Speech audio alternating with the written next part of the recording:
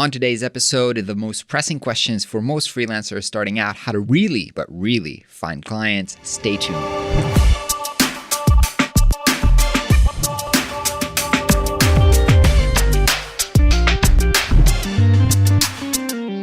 Hey everybody, what's up? My name is Ron Segal. I'm a freelance designer for the past 17 years and for the last 6 of them full-time. And on this channel, I share some of my learnings and progress as a freelance designer. And I've been sharing on this channel multiple times the way that I found clients, usually by creating relationships, getting referrals, going to events. But I came to understand after people asking me this over and over again, even after I've shared what worked for me, that sometimes what works for people is different for different people. And so today I want to give you a different perspective on all the different possibilities for you to find clients and help you find the relevant one for yourself. So, as I've said, what worked for me personally is creating relationship with people and referrals. And that's why in this channel, I talked a lot about creating relationship, networking, making friends, that kind of stuff. However, from my experience and meeting with other successful designers, I know that for other people, they have been able to find amazing clients and build a very successful career in completely different channels. So the first thing I want to do here with you is cover all the different possibilities that you have. And then we'll talk about how to understand what will work for you. So let's just cover them pretty quickly. What are all the possible channels for you to find clients? So the first one, as I said, is getting referrals from people that you know, from past clients, from friends, family, and so forth. The second one is that you'll be able to, if you create content on blogs, people might search for that content specifically, and through creating content and SEO, people will come to know you and understand you, and then maybe they want to work with you. So for example, if you're looking to work with people in the music industry, if you will work a lot of articles about, let's say, reviews of music cover designs, if you will write a lot of articles about this, and some musician might Google how to best design my new album, they might reach your content, learn to like you, learn to trust you, and then reach out for you for a project. So that creating content in a blog form and then using search as a way for people to find you is something that can work. YouTube, you're on YouTube right now watching my video. You might be a potential client. You will see how I work, how I think, the kind of work that I'm doing, and you might reach out to me. From my experience, I did get a lot of proposals or relevant clients come to me. Actually, not super relevant clients reach out to me because of my YouTube channel. But honestly, I didn't start my YouTube channel to find clients, just to share my learnings with other designers. So my specific YouTube journey has not been able to, wasn't oriented at finding clients. But my friends, AJ and Smart, who runs, a design agency, they've opened up their YouTube channel strategically for attracting clients. They're talking a lot about the design sprints, and then everybody who end up clients who are looking to work with somebody to facilitate a design sprint, found them on YouTube, and they got, as far as I know, a lot of their clients from YouTube. So YouTube might work for different people. Dribbble, a lot of people open up Dribbble accounts, and Dribbble has a search function. So somebody might look for, I'm based in Boston, so I'm looking for another designer who is based in Boston. Let's see who's trending. Let's see who's the best in Boston. They might search for, the specific topics, UX, web design, whatever. They might find you and off Dribbble, and they might even hire you through Dribbble. So Dribbble and actually Behance, which is pretty similar because Behance also has some kind of a search mechanism. Those can be channels for you. By opening up a website there, a portfolio there, you can find clients. LinkedIn is now at the moment, 2019, super, super hot. I know a lot of people who are finding most of their clients off LinkedIn, again, by creating content, by creating relationship, by being inside groups, they might find clients. So again, this is a social network that is focused on creating business relationships. So obviously most of your clients are there. If they are business owners or that kind of stuff, they might be on LinkedIn. Another one, going to events, that's kind of similar to referrals, but it's also a way to go and meet potential clients at, conferences that are relevant to their topic. So if I'm working with clients in the startup industry, I go to startup events and I meet people. We have a drink, we talk. What do you do? What do? I create relationship. They ended up hiring me. So events is another way of meeting clients. Cold emails. You might do a research. If I want to work with a restaurant, I'll look at restaurants that I want to build their website. I might reach out to them, send them some kind of a case study about how I can improve their website, create a relationship, and demonstrate my expertise that way. And then that might lead into a paying project. I know I'm going super, super fast on this, but I just want to give you kind of an overview of what's possible. The next one is side project. So a lot of designers, in particular, do things that they enjoy on themselves, for themselves, and they share it perhaps on social media, and then potential clients might look for that. So I've met this amazing Australian girl. Honestly, I forgot her name, but she's amazing with typography. And she just did typography back home, like this crazy illustration with type, shared it on social media, on Instagram. A lot of people like this. Now she's like all over the world, painting walls and doing like work for high profile clients just because she did what she's passionate about and shared it,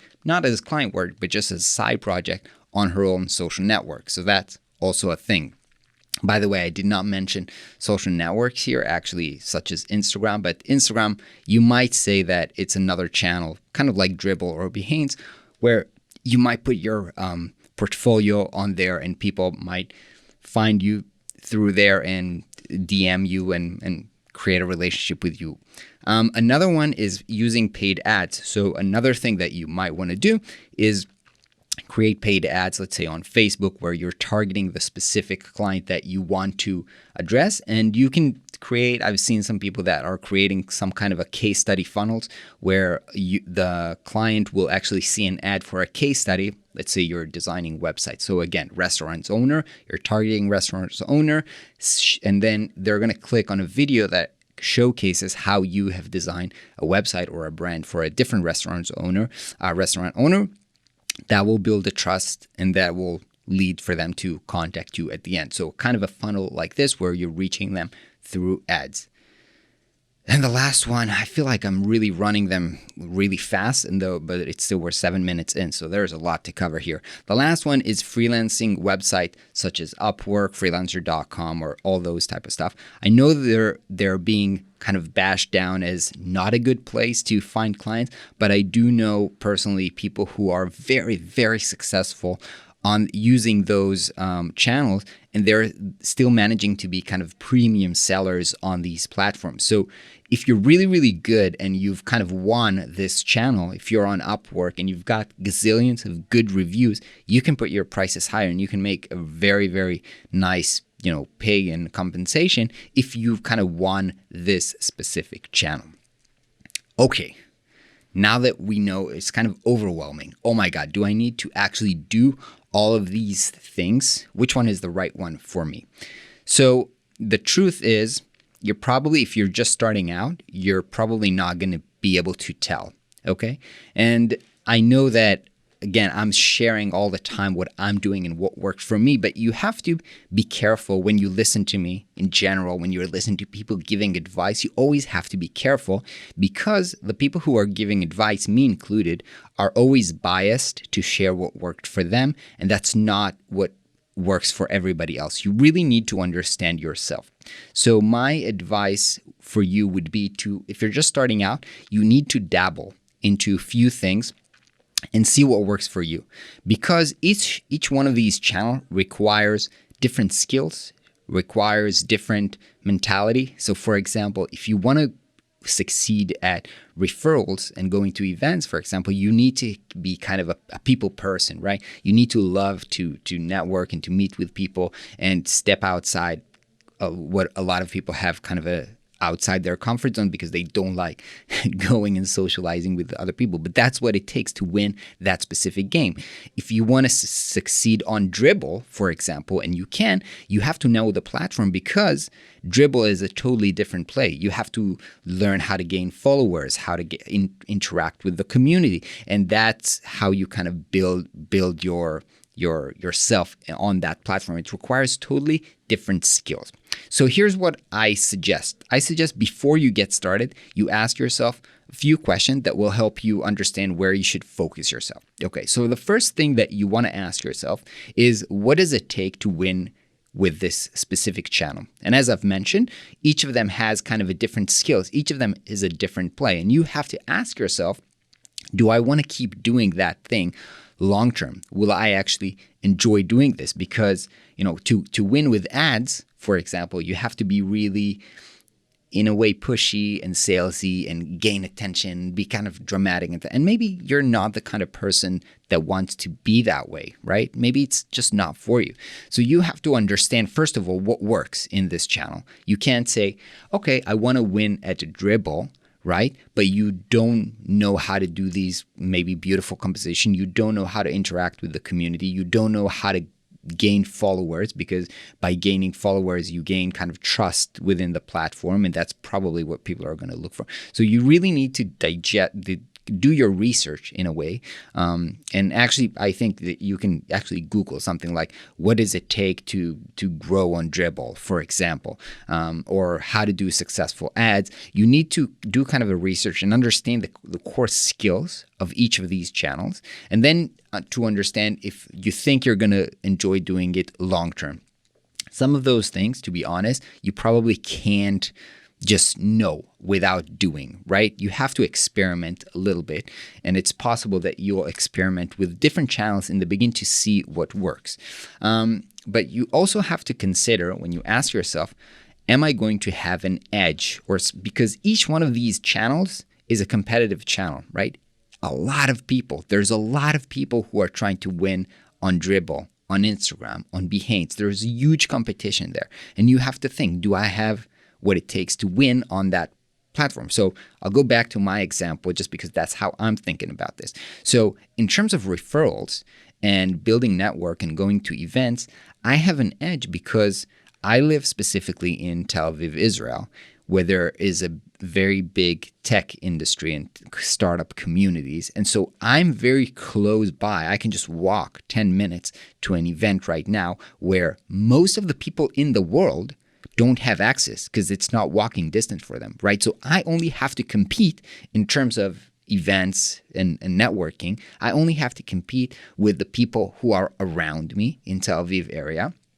And I know that most people feel uncomfortable going to events. It's out of their comfort zone, as I said. So actually, by me being able to do that and loving actually to go outside and meet people, I have kind of beat a lot of the competition. If I would want to win on Dribbble, that's a completely different game for me, okay? Because now I'm competing with designers all over the world. So it's a different game. However, depending on where you are, because I know a lot of you are writing to me, I don't live in a big city. There is no clients nearby or events nearby. So that means that you don't have an edge on referrals. You might have an edge on something else, and you have to think about this. And your edge could be your ability, your skill, where you are, how much you charge. All of these things can be an edge for you to win on a specific platform. So that's what I want to encourage you to do. I want to encourage you to experiment with multiple things and see what you enjoy doing and what you're starting to gain traction with. And obviously, all of this to win on a certain channel takes time. It takes time to build yourself.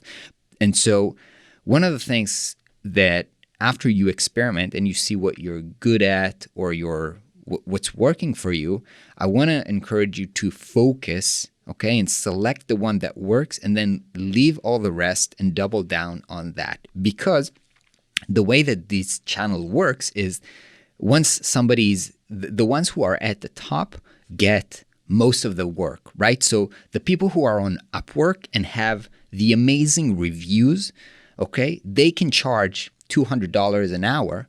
The 1% of freelancers on Upwork that have all these good reviews, amazing reviews, they can charge $200 an hour, while the rest of the people on Upwork are charging whatever, $15 an hour. So the people who win take the most of the pot. The people who have, 40,000 followers on Dribbble are going to get most of the offers on Dribbble.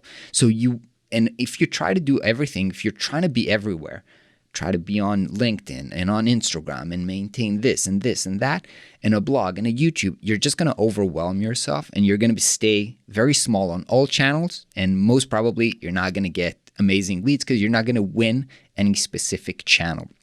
So what I encourage you is experiment at the beginning, because you're not going to know what's working. You're not going to know what you enjoy doing and what it takes to win. So you need to explore a little bit when you're starting out. But when something is working, don't dilute your efforts by trying to win everywhere and be everywhere. I don't have a LinkedIn profile. My portfolio has been very much neglected over the past 2 years. I basically don't do anything besides develop relationship, because that's what's working for me. And all the rest of the things are, kind of a waste of time for me. So that's what I encourage you to do. Experiment, find what's working, and then focus so you can be the best in that specific channel. I hope that was helpful for you. You're welcome to, subscribe to the channel. You're also welcome to to check out my Instagram channel, which I'm posting daily. Also, helpful tip. So I'm hoping to guide you along your freelance and design journey, and I'll see you on the next video.